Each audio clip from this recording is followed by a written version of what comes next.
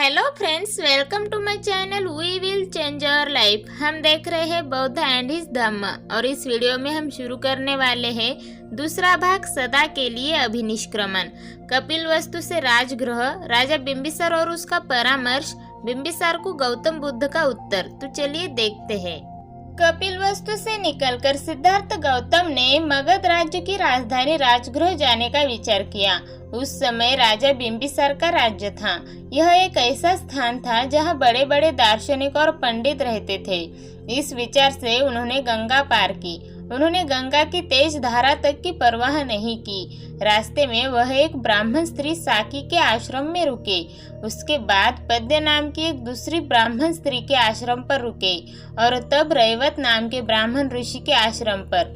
सभी ने उनका आतिथ्य किया।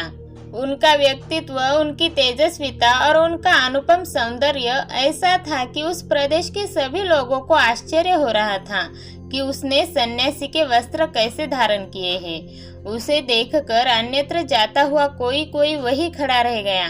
वही खड़ा खड़ा कोई शीघ्रता से उनके पीछे हो गया।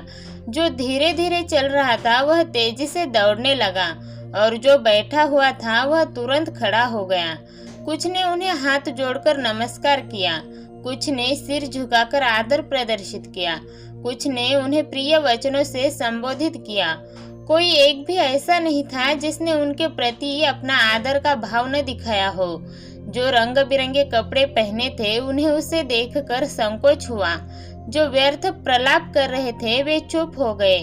कोई भी ऐसा नहीं था जो व्यर्थ के संकल्प विकल्पों में लगा रहा हो। उनकी भौहें, उनका माथा, उनका मुंह, उनका शरीर, उनका हाथ, उनके पाँव, उनकी चाल, उनका शरीर का किसी ने कोई भी अंग देखा वह मंत्र मुग्ध की तरह खड़ा रह गया। बड़ी लंबी और कठिन यात्रा के बाद गौतम बुद्ध राजगृह पहुँचे, जो कि 5 पहाड़ियों से घिरी हुई थी, जो कि पर्वतों से सम्यक सुरक्षित और अलंकृत थी और जहाँ चारों ओर मंगलकारी पवित्र स्थान थे। राजगृह पहुंचकर उन्होंने वहां पांडव पर्वत के नीचे एक जगह चुनी और वहां अपने रहने के लिए पत्तों की एक छोटी सी झोपड़ी बना ली। कपिलवस्तु राजगृह पैदल चलकर कोई 400 मीली की से दूरी पर है। सिद्धार्थ गौतम ने यह सारी यात्रा पैदल की। राजा बिंबिसार और उसका परामर्श। दूसरे दिन वह उठे और उनके भिक्षा पात्र हाथ में ले भिक्षाटन के लिए नगर में जाने की तैयारी की। उनके इर्द गिर्द बड़ी भीड़ इकट्ठी हो गई। मगध नरेश श्रेणीय बिंबिसार ने अपने महल के बाहर लोगों का जमघट देखा। उसने कारण जानना चाहा। एक दरबारी ने उसे इस प्रकार कारण बताया, जिसके बारे में ब्राह्मणों ने भविष्यवाणी की थी कि या तो यह बुद्ध होगा या चक्रवर्ती राजा होगा। यह वही शाक्य पुत्र है जो अब सन्यासी हो गया है। उसी पर लोग नजर गड़ाए हैं। राजा ने यह बात सुनी और इसके अर्थ पर विचार किया तो उसने तुरंत दरबारी को कहा, पता लगाओ यह किधर जा रहा है। दरबारी आज्ञा पाकर राजकुमार के पीछे पीछे चला गया। स्थिर दृष्टि मात्र 2 गज की आगे देखते हुए शांत स्वर, नपे तुले कदम वाला वह श्रेष्ठ परिव्राजक भिक्षाटन के लिए चला तो इसकी इंद्रियां तथा चित्त पूर्ण रूप से संयत थे। जैसी भी कुछ भिक्षा मिली उसे ग्रहण कर वह पर्वत के एक एकांत कोने में जा बैठा और भिक्षान्न खा चुकने के बाद पांडव पहाड़ी पर चढ़ गया। लोद्र वृक्षों से भरे जंगल में जहाँ मयूरों का स्वर गूंज रहा था, वह काषाय वस्त्रधारी मानवता का सूर्य ऐसे चमक रहा था जैसे पूर्व दिशा के पर्वतों पर प्रातःकालीन सूर्य। उस राज दरबारी ने यह सब देखकर जाकर राजा को सारा वृत्तांत सुनाया। राजा ने जब यह सब सुना तो अपने साथ कुछ थोड़े से अनुयायी ले वह गौरवपूर्ण भाव सहित उसी ओर चला। पर्वत के समान व्यक्तित्व वाले उस राजा ने पर्वतारोहण किया। वहां उसने जितेंद्रिय गौतम को पर्यटकासन लगाए बैठे देखा। वह ऐसा प्रतीत होता था मानो चलायमान पर्वत का शिखर हो। उसके पास जो सौंदर्य और शांत भाव में विशेष था, आश्चर्य और स्नेह की भावना से परिपूर्ण राजा गया। विनम्रता पूर्वक उसके समीप पहुंचकर बिंबिसार ने उसका कुशल क्षेम पूछा और गौतम ने भी उसी वैसी ही शालीनता के साथ अपने सकुशल होने की बात कही। तब राजा एक स्वच्छ चट्टान पर बैठ गया और अपना मनोभाव व्यक्त करने के लिए इस प्रकार बोला। तुम्हारे कुल में मेरी वंशानुगत प्रगाढ़ मैत्री है। इसी से मेरे मन में तुम्हें दो शब्द कहने की इच्छा उत्पन्न हुई है। मेरी बात ध्यान से सुनो। जब मैं तुम्हारे सूर्य वंश का विचार करता हूँ, तुम्हारे तारुण्य का विचार करता हूँ, तुम्हारे अनुपम सौंदर्य का विचार करता हूँ, तो मैं सोचता हूँ कि तुम्हारे मन में सन्यासी का जीवन व्यतीत करने का यह सर्वतः बेमेल संकल्प कहाँ से घर कर गया। तुम्हारे अंग रक्त चंदन से चर्चित होने के योग्य है, रक्तांबर के नहीं। तुम्हारा यह हाथ प्रजा रक्षण के योग्य है, भिक्षा पात्र ग्रहण करने के योग्य नहीं। हे तरुण, यदि तू अपना पैतृक राज्य नहीं ही चाहता तो मैं तुझे अपना आधा राज्य देता हूँ, इसे ग्रहण करने की कृपा कर। यदि तू ऐसा करेगा तो इससे तेरे स्वजनों को किसी प्रकार का दुख नहीं होगा। समय बीतने पर अंत में लक्ष्मी स्थिर चित्तों की ही शरण ग्रहण करती है, इसीलिए कृपया मेरी बात मान ले। सत्पुरुषों की सहायता पाकर सत्पुरुष की स्त्री बहुत बलवती हो जाती है। यदि अपने कुलाभिमान से मेरा कहना अमान्य हो तो अनंत सेना के साथ धनुष बाण का उपयोग कर मेरी सहायता से अपने विरोधियों पर विजय प्राप्त कर लो। इसीलिए इन 3 पुरुषार्थों में से एक चुन लो। धर्मानुसार अर्थ और काम की प्राप्ति की कामना करो। काम और मोक्ष की उल्टे क्रम से, अर्थात पहले काम की और फिर मोक्ष की इच्छा करो। जीवन के धर्म, अर्थ, काम, यही 3 उद्देश्य है। आदमी मरता है तो जहाँ तक इस संसार का संबंध है सभी कुछ निरोप को प्राप्त हो जाता है। इसीलिए इन 3 पुरुषार्थों की प्राप्ति का प्रयास करके जीवन को सफल करो। कहा है कि धर्म, अर्थ और काम की प्राप्ति में ही जीवन की सफलता है। इन धनुष बाण धारण करने में समर्थ बाहुओं को बेकार न रहने दो। इस पृथ्वी का तो कहना ही क्या, इनमें तीनों लोकों को जीत लेने का सामर्थ्य है। मैं जो यह सब कह रहा हूँ इसमें मात्र मेरा स्नेह ही कारण है। न तो मैं यह राज्य लोभ से कह रहा हूँ और न तुम्हारा यह तपस्वी भेष देखकर उत्पन्न हुई अभिमान भावना से ही कह रहा हूँ। मेरे दिल में दया है और आंखों में आंसू है। हे अपने कुल के अभिमान, हे तपस्या के इच्छुक, अभी समय है, काम भोगों का आनंद ले। बाद में बुढ़ापा आ जाएगा और इस तेरे सौंदर्य को म्लान कर देगा। बुढ़ापे में आदमी पुण्य करके धर्मार्जन कर सकता है। बुढ़ापे में आदमी विषय भोग के अयोग्य हो जाता है।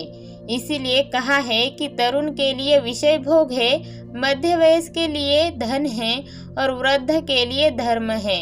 इस संसार में तारुण्य का धन और धर्म से विरोध है, क्योंकि काम सुखों को कितना ही सुरक्षित रखे वे सुरक्षित रखे ही नहीं जा सकते। इसीलिए जब वो और जहाँ भी सुख भोग प्राप्त हो वहाँ उनका उपभोग कर लेना चाहिए। वार्धक्य विचार प्रधान होता है, यह स्वभावतः गंभीर और शांत रहता है। बिना प्रयास के ही यह संयत भाव को प्राप्त हो जाता है। इसीलिए वच्छक अस्थिर बाह्य विषयों में अनुरक्त, असावधान, अधैर्यवान, अदूरदर्शी तारुण्य के गुजर जाने पर लोगों को ऐसा लगता है कि मानो किसी भयानक जंगल में से सुरक्षित निकल आए। इसीलिए इस तिमिराच्छन्न तारुण्य को गुजर जाने दो। हमारा आरंभिक जीवन सुख भोग के लिए ही है। इस समय इंद्रियों को काबू में रखा ही नहीं जा सकता।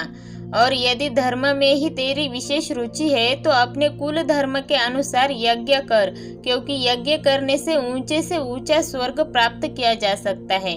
बाहुओं पर स्वर्ण निर्मित बाजूबंद बांधे हुए और नाना वर्ण के आभापूर्ण रत्न जड़ित मुकुट धारण किए हुए राजर्षि गण यज्ञों द्वारा उसी पद को प्राप्त कर सके हैं जिसे अनेक महर्षियों ने तपस्या द्वारा प्राप्त किया है। बिंबिसार को गौतम बुद्ध का उत्तर। इंद्र की तरह स्पष्टता और दृढ़ता से जब मगध नरेश ने यह कहा तो उसकी भी बात सुनकर कुमार अपने निश्चय से विचलित नहीं हुए। वह पर्वत के समान अचल थे। मगध नरेश से इस तरह संबोधित किए जाने पर संयत स्थिर राजकुमार ने मैत्रीपूर्ण हृदय से यह उत्तर दिया। राजन, जो कुछ आपने कहा है वह आपके योग्य है। आपका जन्म उस महान कुल में हुआ है जिसका राज चिन्ह सिंह है। आप मित्रों के हितचिंतक है। आपके लिए यह स्वाभाविक है कि आप अपने एक मित्र को इस तरह कहे। दुष्शीलों की कुलागत मैत्री शीघ्र ही नष्ट हो जाती है। सुशील ही है जो नए नए व्यवहार से पुरानी परंपरागत मैत्री को दीर्घकाल तक बनाए रखते हैं। प्रतिकूल परिस्थिति में ही जो मैत्री का त्याग नहीं करते वे ही सच्चे मित्र हैं। सुखपूर्ण अवस्था में वैभव की स्थिति में तो कौन मित्र नहीं होता। संपत्ति प्राप्त होने पर अपने मित्रों के लिए तथा धर्म के निमित्त जो उसका उपयोग करते हैं उन्हीं की संपत्ति सार्थक है। जब इसका विनाश भी होता है तब भी यह दुखजनक नहीं सिद्ध होती। हे राजन, आपने जो भी मेरे बारे में कहा वह आपके औदार्य और मैत्री का ही परिणाम है। मैं भी मैत्रीपूर्ण ढंग से ही आपका समाधान करने का प्रयास करूंगा। मुझे न सांपों से ही उतना भय लगता है और न आकाश से गिरने वाले वज्र से ही उतना भय लगता है, न वायु के झोंके से प्रेरित आग के शोलों से ही इतना भय लगता है जितना भय इन इंद्रियों के विषयों से लगता है। यह अस्थिर विषय हमारे सुख और संपत्ति के विनाशक, जो संसार में अंतः शून्य और माया के सदृश है, आशा काल में ही आदमी के चित्त को चंचल कर देते हैं। जब वे उसे ग्रस लेते हैं तब तो इनका कहना ही क्या। मर्त्य लोक तो क्या, दिव्य लोक में भी विषयानुरक्त को संतोष और सुख प्राप्त नहीं होता। जिस प्रकार ईंधन से वायु प्रेरित आग की कभी तुष्टि नहीं होती, उसी प्रकार विषयों की कामना रखने वाले की कभी प्यास नहीं बुझती। विषयों से बढ़कर संसार में विपत्ति नहीं है। अविद्या में ग्रसे रहने की ही कारण लोग उनमें अनुरक्त होते हैं। एक बार विषयों से भयभीत हो जाने पर कौन बुद्धिमान फिर उनकी कामना करेगा। समुद्र से घिरी सारी पृथ्वी जीत लेने पर भी राजा लोग समुद्र के दूसरी ओर विजयी होने की कामना करते हैं। जिस प्रकार अपने में गिरने वाली नदियों से समुद्र अतृप्त ही रहता है, उसी प्रकार आदमी की कभी भी विषयों से तृप्ति नहीं होती। आकाश से स्वर्ण वर्षा हो चुकने पर भी, चारों समुद्रों को जीत लेने पर भी, शुक्र आधा राज्य हस्तगत हो जाने पर भी राज्य मानधाता विषयों में अतृप्त ही रहा। जब इंद्र ने वृत्र के भय के मारे अपने आप को छुपा लिया था, उस समय नहुष स्वर्ग लोक का सुख भोग कर भी अहंकार के वशीभूत हो से अपनी पालकी उठवा कर भी विषयों में अतृप्त हो रहा था। इन विषय भोग नामधारी शत्रुओं का कौन स्वागत करेगा, जिन्होंने ऐसे ऋषियों पर भी काबू पा लिया है जो दूसरे ही पुरुषार्थ में लगे थे, जो वलकल वस्त्र धारण करते थे, जो फल मूल खाकर गुजारा करते थे और जिनकी सांपों जैसी लंबी लंबी जटाएं थी। विषयासक्त मनुष्यों को दुखों की जानकारी हो जाने पर जो संयत है, उनके लिए यही योग्य है कि वे विषयों के पास न फटके। विषयासक्त मनुष्यों के लिए विषय संबंधी सफलता भी एक विपत्ति ही है, क्योंकि इच्छित विषय की प्राप्ति होने पर वह उससे मदमत्त हो जाने पर जो नहीं करना चाहिए वह करता है और जो करना चाहिए वह नहीं करता, और इससे आहत होकर वह भयानक दुख को प्राप्त होता है। ये काम विषय जो बड़े ही प्रयास से सुरक्षित रखे जाते हैं, जो विषय की वंचना के अनंतर जहाँ से आते हैं वह लौट जाते हैं, जो थोड़ी देर के लिए ऋण लिए जैसे ही होते हैं, कौन बुद्धिमान संयत आदमी इनमें आनंद मनाएगा। ये काम विषय अलका के समान है। इनके पीछे पड़ने पर ये पिपासा में वृद्धि का कारण होते हैं। कौन बुद्धिमान संयत आदमी इन्हें प्राप्त कर संतुष्ट होगा। ये काम विषय फेंके हुए मांस के समान है, जो राजाओं से लेकर सभी के लिए दुख का कारण होते हैं। कौन बुद्धिमान संयत आदमी इन्हें प्राप्त कर संतुष्ट होगा। ये काम विषय इंद्रियों की तरह नाशवान है। जो भी इनमें रमन करता है, ये उसके लिए विपत्तिजनक ही होते हैं। कौन बुद्धिमान संयत आदमी इन्हें प्राप्त कर संतुष्ट होगा। जो संयमी आदमी इन काम विषयों से डसा जाता है, ये उसका सुख हर लेता है और उसके विनाश का कारण होते हैं। ये एक क्रोध निर्दय सर्प के समान है। कौन बुद्धिमान संयत आदमी इन्हें प्राप्त कर संतुष्ट होगा। जिन काम विषयों को भोगने से वैसे ही तृप्ति नहीं होती जैसी एक कुत्ते की हड्डी चाटने से जो सूखी हड्डियों के पंचर के समान है, कौन बुद्धिमान संयत आदमी इन्हें प्राप्त कर संतुष्ट होगा? जो दरिद्र कामांध है, जो विषयाशा का दास है, वह इसी संसार में मृत्यु दुख का अधिकारी है। गीतों के कारण हिरण विनाश को प्राप्त होते हैं। दीपक की चमक के कारण पतंगे आग में जल भूनकर जान गंवाते हैं। मांस लोभी मछली लोहे का कांटा निगल जाती है। इसीलिए संसार के काम भोग अंत में विनाश का ही कारण होते हैं। यह जो सामान्यतया कहा जाता है कि काम भोग भोगने के लिए है, यदि विचार कर देखा जाए तो इनमें से कोई भी भोग्य पदार्थ नहीं है। अच्छे अच्छे कपड़े और दूसरी भी वैसी ही सभी चीजें अधिक से अधिक दुख के मार्जन मात्र है। पानी प्यास बुझाने के लिए होता है, भोजन भूख मिटाने के लिए, घर हवा धूप और वर्षा से बचाने के लिए, और वस्त्र शीत से रक्षा करने के लिए तथा नग्नता ढकने के लिए। इस प्रकार शय्या तंद्रा के विघात के लिए है, वाहन यात्रा की थकावट मिटाने के लिए है, आसन खड़े रहने की थकावट दूर करने के लिए है। इसी प्रकार स्नान शरीर शुद्धि और स्वास्थ्य का साधन है। जितने भी बाह्य पदार्थ है वे आदमियों के दुख हरण के ही साधन है, वे अपने में भोग्य पदार्थ नहीं है। कौन बुद्धिमान आदमी इन दुख के कारण करने साधनों को भोग्य वस्तुएं मानकर भोगेगा? जो आदमी सन्निपात ज्वर से ग्रस्त होने पर ठंडी पट्टी आदि को भोग्य वस्तुएं माने, जो कि केवल वेदना को दूर करने के ही उपाय है, वही आदमी इन काम विषयों को भोग्य वस्तुओं का नाम दे सकता है। क्योंकि सभी काम विषय अनित्य है, इसीलिए मैं उन्हें भोग्य विषय मान ही नहीं सकता। जो स्थितियां सुखदायक प्रतीत होती है वही दुखकारक भी बन जाती है। गर्म वस्त्र और सुगंधित धूप शीत ऋतु में सुख पहुंचाते हैं, किंतु ग्रीष्म ऋतु में वही अप्रिय बन जाते हैं। चंद्रमा की किरणें और चंदन का लेप गर्मी में सुखकारक होते हैं, किंतु वही सर्दी में अप्रिय बन जाते हैं। क्योंकि संसार की सभी वस्तुएं हानि लाभ यश अपयश सुख दुख आदि द्वंद्वों के अधीन है। इसीलिए कोई भी आदमी न नित्य सुखी रहता है और कोई भी आदमी न नित्य दुखी। जब मैं इस सुख दुख के मिश्रण को देखता हूँ तो मैं राज्य और दासता को समान ही समझता हूँ, क्योंकि न तो राजा हमेशा हंसता रहता है और न दास हमेशा रोता रहता है। क्योंकि राजा के सिर पर बड़ी जिम्मेदारी होती है, इसीलिए राजा की चिंताएं भी अधिक होती है। क्योंकि राजा तो कपड़े टांगने की खूंटी के समान होता है, उसे दूसरों के लिए ही कष्ट सहना पड़ता है। जो राजा अपने राज्य पर अत्यधिक निर्भर करता है वह अभागा ही है, जो कि उसे एक न एक दिन त्याग देने वाला है और जिसे वक्रगति ही प्रिय है। दूसरी ओर यदि राजा राजाश्रित नहीं है तो ऐसे कायर नरेश को सुख ही क्या हो सकता है। और क्योंकि सारी पृथ्वी का राज्य जीत लेने पर भी राजा एक ही नगरी में रह सकता है और उसमें भी केवल एक ही महल में सो सकता है, बाकी सब कुछ क्या दूसरों के लिए ही नहीं है? और राजा को भी एक जोड़ा कपड़ा ही लगता है और भूख मिटाने के लिए थोड़ा भोजन अपेक्षित होता है। इसी प्रकार एक शैया और एक आसन की ही आवश्यकता होती है, शेष सब तो मद के लिए ही है।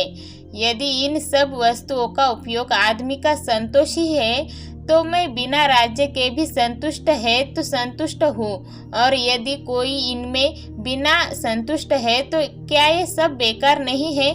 जो मंगलकारी पथ का पथिक है उसे काम भोगों में का प्रलोभन देना योग्य नहीं। उस मैत्री का जिसकी आपने घोषणा की है ध्यान करके मैं आपसे बार बार पूछता हूँ कि आप मुझे बताएं कि क्या विषयों में कुछ भी सार है? मैंने रोष में आकर गृह त्याग नहीं किया है और न इसीलिए कि शत्रु के बाणों ने मेरे मुकुट को गिरा दिया है, और न मेरी कोई दूसरी फल आकांक्षा ही है जिसके कारण मैं आपके प्रस्ताव का स्वागत नहीं कर रहा हूँ। जो कोई किसी भयानक क्रुद्ध सर्प से एक बार बचकर फिर उसी को प्राप्त करने की इच्छा करे, जो तेज जलती हुई तुषाग्नि से एक बार बचकर फिर उसी में पड़ने की इच्छा करे, वही एक बार इन काम विषयों से बचकर फिर इन्हीं में फंसने की इच्छा कर सकता है। जो भली प्रकार देखता हुआ भी किसी अंधे से ईर्ष्या करे, जो मुक्त होता हुआ भी किसी बंधे हुए से ईर्ष्या करे, जो धनी होकर भी किसी दरिद्र से ईर्ष्या करे, जो स्वस्थ चित्त होकर भी किसी पागल से ईर्ष्या कर सकता है। मित्र, जो भिक्षाजीवी है वह दया का पात्र नहीं है। उसे इस लोक में पर सुख प्राप्त है, शांति प्राप्त है और आगे के लिए भी उसके सब दुखों का अंत हो गया है। किंतु वही दया का पात्र है जो विशाल धन राशि के बीच गड़ा हुआ होने पर भी तृष्णा के वशीभूत है, जिसे न इस लोक में पर सुख प्राप्त है, न शांति प्राप्त है और न आगे के लिए भी उसके दुखों का अंत हुआ है। जो कुछ तुमने मुझे कहा वह तुम्हारे शील, तुम्हारी जीवनचर्या और तुम्हारे कुल के अनुरूप है, किंतु अपने निश्चय पर दृढ़ रहना। मेरे भी शील, मेरी भी जीवनचर्या और मेरे भी कुल के अनुरूप है। अगले वीडियो में हम देखने वाले हैं गौतम बुद्ध का उत्तर, शांति का समाचार, समस्या की नई पृष्ठभूमि। तो ये वीडियो आपको कैसे लगी प्लीज़ लाइक कीजिए, कमेंट कीजिए और सब्सक्राइब कीजिए। धन्यवाद।